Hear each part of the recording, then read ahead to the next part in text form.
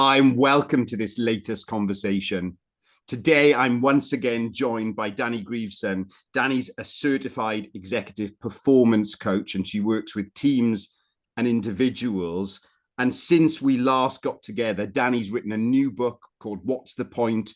Looking at the point of our life and work. So I thought it was a fantastic opportunity to get Dani back on and talk about it. So Dani, you've written this book. Tell us the why first. Let's start, there's that book, Start With Why. So what was your why behind writing this book? Oh, well, thank you, Adam. Well, it's honestly a joy to be here with you again, and your listeners, viewers, etc. So thank you for inviting me back. And yes, writing a book was something I put away in COVID, actually, as in some of the notes and thinking for it in COVID, because hey, we all did various things in COVID, and that was one of the things that I did. And then I worked with a team earlier in the summer, and one of the leaders there was very kind. So this is the why. One of the leaders was very kind, and he actually said, you have the edge with what you do, and you don't often get much feedback. So I asked him, I said, well, can you let me know what you mean by that? And he said, well, firstly, you can feel your passion when you're in the room. You can feel that you really care about people's experience of having their work and daily life uplifted. And then he said, secondly, it's the credibility that you bring. So you can talk about stories of leadership from Rolls-Royce, the Olympic Games, what Top Gear was like to work with leaders there. And then he said, but do you know what I think would take you up a notch? And I said, what's that? And he said, two things. I think you should publish a book and a podcast. And I'd thought about it, and I thought, well, I got this book, kind of the bare bones of it. And then obviously over the summer, corporates, so workplaces go quite quiet with lots of people on holiday. So I thought that's a really, really good time to put everything together and get the book published. So that's exactly what I did. So it was with real thanks to a leader that I'd worked with earlier in the summer, just giving me that gentle kick into action. So that's why the book came together. It's amazing how those chance conversations can sometimes prompt us to action, which takes us on a turn or develop something in our lives, and sometimes we need to catch those moments where somebody will say something and take action on them. They're so important. Dani, I'm in the middle of your book, and I'm fond of alliteration. There was two P's that came across to me. Certainly your passion comes across, but the personal nature of it as well, the way you share your stories and some of the challenges you face. So just if people are interested, tell us what the book is called and give us a summary of what it's about. Thank you. So the book is called What's the Point? So I've worked with celebrities, I've worked with high net worth individuals, I've worked in the slums of India with street children, trafficked children, and I've seen all spheres of life. And the question, whoever, if you're a person, you very often have asked this question: what's the point? Whether that's, what's the point in my marriage? What's the point in my family? What's the point of me working so hard that I don't seem to have a life outside of it? Or the bigger picture, what is the point of my life? So I've seen that question asked in so many people, and I wanted to create something that gave people an opportunity to explore that. Of course, I can't tell people what the point of their life is, because everybody has their own unique point to life. For some people, it's making lots of money. For some people, it's serving lots of people. For some people, like me, it's powerfully raising up the experience of work and daily life. So everybody's got their own unique point. But what I wanted to do was offer some perspectives to help people find theirs. And what sort of people does it help? You've talked about working with celebrities. Is it only for the celebs and the high net worth individuals? Who can this book help? Oh, it's a great question, Adam. And the honest answer is absolutely everybody that finds themselves looking for the answer to that question, or finds themselves feeling a little bit lost, or lacking direction, or not knowing not knowing who they are in the midst of it all, and just to power up the identity that it's created within one individual that's read it. One of the clients that I've worked with, actually, she messaged to say, I've actually asked to change project that I'm working on within the firm as a result of reading your book, because it's given her that anchor and strength to know that what she wasn't working on, what she was working on wasn't true to her, wasn't what she was deeply passionate about and where she would find her fulfillment. So she's moved into something that she does get those things as a result of having read the book. No, that's fantastic, isn't it? When it's making a tangible difference in people's lives already.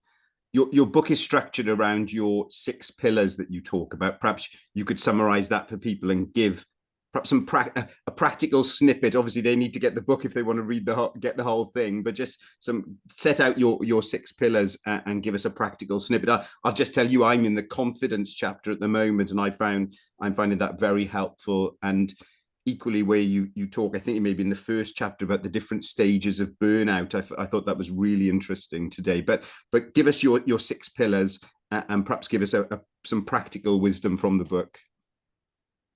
Thank you. No problem at all. So these 6 pillars are essentially how I develop people and teams, if that's what they require. Sometimes I do bespoke programs too. So we'll start with clarity. So getting clear about what it's all about, what success looks like, what's the vision, where are we going, why are we here? So clarity, asking those really, really important questions. And through the book, as you mentioned, I do tell some personal stories about when I haven't had clarity in life and the impact that's had on me personally. So I wanted to share that, because of course I work with a lot of people, but my work is about them. It's about them. It's never about me going, oh yeah, me too. Or when I experience that, of course my work is about the people that I work with. And I'm truly, truly delighted to. So we start with clarity, and there are some stories in there. And then we look at confidence, which is where you are right now in the book, Adam. So helping people find their confidence, because I believe that when we're confident in life, everything is better. Everything is stronger. We make more impact in what it is that we want to do. So clarity, confidence, focus. What are people focusing on with brilliance? What are people not focusing on? Because we've all got those areas where we need to step up. So clarity, confidence, focus. Then we'll look at routine, and that's looking at energizing habits, not creating a timetable for people, not putting people into a box, of 9 o'clock you do this, 10 o'clock you do that, because life isn't like that, I don't think. So creating energizing habits, and equally looking at the draining habits for people. Then probably my favorite, I love developing people in their confidence, but I also love finding this with people. And the 5th pillar is fulfillment. So we look at the meaningful stuff. What's happening for you in your life to bring you fulfillment? What's it all about? So that's quite a big chapter, and quite a, I'm going to use the word earthy, but in that it stirs earth and roots and grounding up for people. So fulfillment is the 5th chapter. And then finally it's around success. So I want people to move forward from the book finding greater success, having made an impact like that one leader I just mentioned. So really helping people move forward in their life. So that's the flow of the book. That's what the chapters are all about. And if somebody was saying the chapter I'm on confidence, what are some practical tips you'd give people in forging this confidence? I think I mean, none of what I write about hasn't been answered in the last 2,000 years, from carpe diem, Horace the poet 23 BC said that carpe diem to now. And so I want to bring in what Ralph Waldo Emerson said about confidence. And so he said, what lies behind us, what's gone, what lies before us are tiny matters compared to what lies within us. So in finding your confidence, really understand what is within you. What are you good at? What are you naturally best at? If you don't know, ask the people around you, ask your mum, your best friend, your someone in your family, what do I naturally do well? And it could be that you're naturally a great problem solver, and a natural empath, you're a great listener, you're great fun to have around, you're brilliant at fixing things. But what is naturally best about you? So a quick confidence tip would be to write the 5 top things that you are good at, and those things that are, those are the things that are within you, and then ask yourself, well, what am I going to do with these? What am I going to do with these to move these forward? I love that. The so what question is, we identify those strengths, and then how do we take them forward? Actually, I'll tell you something I highlighted in your book today. I'll look down at my notes. It says one of the things I highlighted in your book was, when we feel confident, we're clear on the value we bring. And I thought that was fantastic. And I highlighted that today. How would you like to see people changed by reading this book? How would you like to see it impact people? Wow, that is a really, really great question, Adam. And I really do want people to feel stronger, and not stronger physically. Well, physically, of course, and often the mental can come through the physical, but I want people to feel stronger in who they are, be clear about what they bring to this world and the value that they offer, so that they can powerfully live the point of their life. And then the crucial part is pass that on. Yeah, that's fantastic, isn't it? That the passing it on is so important. Dani, are there any sort of parting thoughts you'd like to give us? Any parting ideas from the book? And then just tell us what your work is looking like now. If people want to work with you or your team, how does that look like now? So any parting thoughts, and how you work with people and teams now? So going back to the Horace, the Roman poet Horace is a bit of a tongue twister, who said, "Carpe diem, seize the day." Make this the best you can, make the best of your life that you can, but know what it is that you want to do with it. And genuinely, reading the book will help you find that. Know what you are here to do. And then thank you so much. So if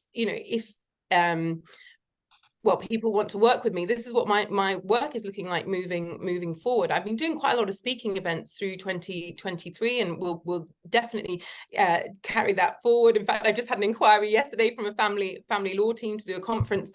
So I'm doing a lot more speaking events, but I don't like to call them speaking. It's just what they're known as in the corporate world. I like to call them engagement events, because I love getting people up, moving, and understanding each other in a different way. So really, truly engaging people. Then I am continuing the one-to-one as well with senior leaders, and then teamwork too.